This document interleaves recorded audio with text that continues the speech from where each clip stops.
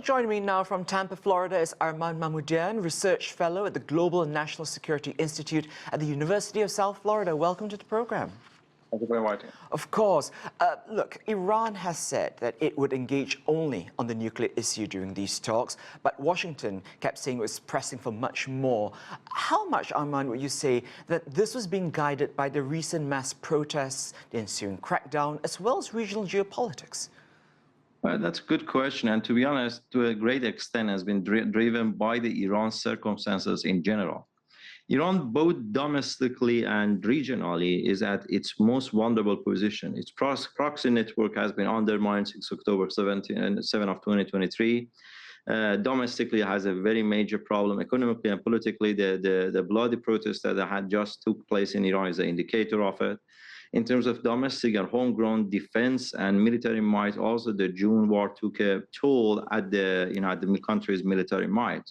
So Iran is entering this negotiation with a very vulnerable and weak position, which naturally makes the other party to demand the highest, concessions and compromise.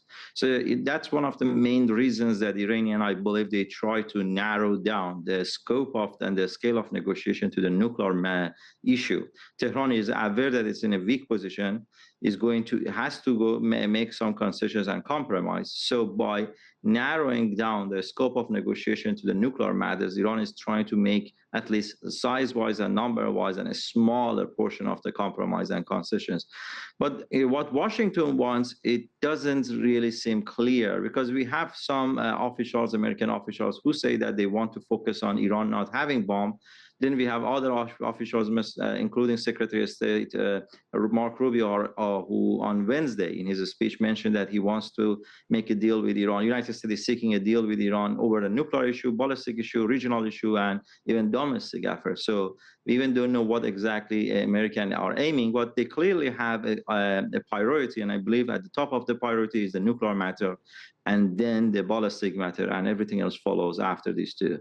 And Iran's foreign minister is saying that talks are off to a good start, but we don't really know what's next, do we? So what can we expect, would you say, following these negotiations?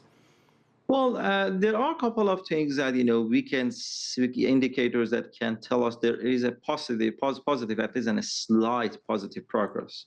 The first one is that they agreed to meet again. I mean, neither of the countries have, withdrawn from the negotiation. I don't think so. It was realistic to expect that during the first round of the negotiation today, they could have, or they should have been expected to make a deal or any mutual understanding. So this is one thing. They are trying to, they accepted to meet again. However, the negotiation was followed by the United States sanctioning oil tankers and also some institution related to Iran finances and commerce's capability just hours after the ending the Muscat, negotiation.